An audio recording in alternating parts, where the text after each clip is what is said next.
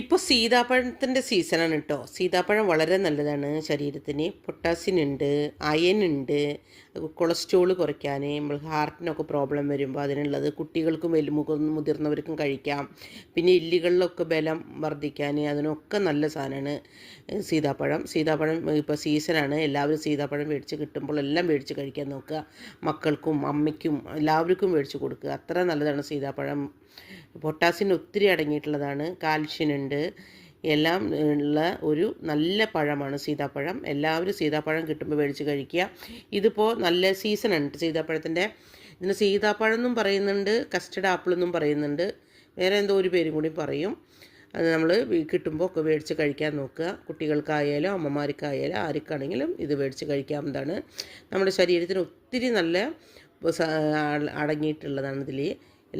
എല്ലാം കഴിക്കുന്നതിനേക്കാളും ഒരു ഫ്രൂട്ട് ഒരു ദിവസം ഭക്ഷണത്തിൽ ഒരു ഫ്രൂട്ട് കഴിക്കുന്നത് വളരെ നല്ലതാണ്. നമ്മൾ കുറേ ചോറും കുറേ ഫിഷ് ചിക്കൻ മട്ടനൊക്കെ കഴിക്കുന്നതിനേക്കാളും നമ്മുടെ ഹെൽത്തിന് ഏറ്റവും നല്ല സാധനമാണ് ഒരു ഫ്രൂട്ട്സ് എന്തെങ്കിലും. ഒരു ദിവസം ഒരു ആപ്പിളാവാം, ഒരു സീതാപ്പഴം.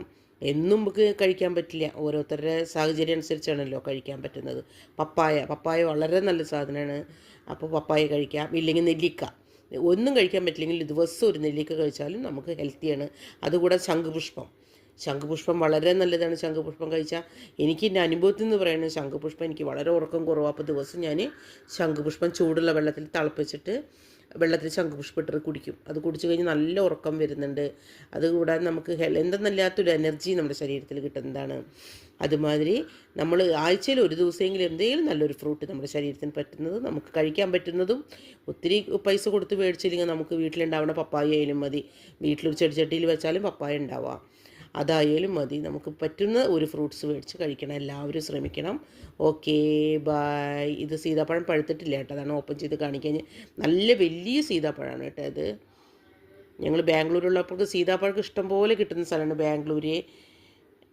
പിന്നെന്താ ബെല്ലാരിയൊക്കെ സീതാപ്പഴത്തിൻ്റെ ഒരു വലിയൊരു തോട്ടം തന്നെ ഞാൻ കണ്ടിട്ടുണ്ട്. വലിയ സീതാപ്പഴം നിറയെ ഉണ്ടാവുന്ന സ്ഥലം ബെല്ലാരിയാണ്. അവിടുന്ന് ഞാൻ പോയിട്ട് ഒരു പ്രാവശ്യം വരുമ്പോൾ രവേട്ടനും ഞാനും കൂടി പോയി വരുമ്പോൾ ഒരു കൊട്ട സീതാപ്പഴം മേടിച്ചിട്ട് വന്നു. എന്നിട്ട് വീട്ടിലേക്ക് എത്തുമ്പോഴേക്കും എല്ലാം പഴുത്ത് ചീഞ്ഞ മാതിരിയായി. അങ്ങനെയാണ് സീതാപ്പഴം ഉണ്ടാവുന്ന സ്ഥലം, അവിടെയാണ് അധികം ഉണ്ടാവുന്ന സ്ഥലം. KGF അവിടെ ആ സ്ഥലങ്ങളിലും സീതാപ്പഴം ഉണ്ട്. അങ്ങനെ എല്ലാവരും സീതാപ്പഴം കിട്ടുകയാണെങ്കിൽ മേടിച്ച് കഴിക്കുക. Okay, by.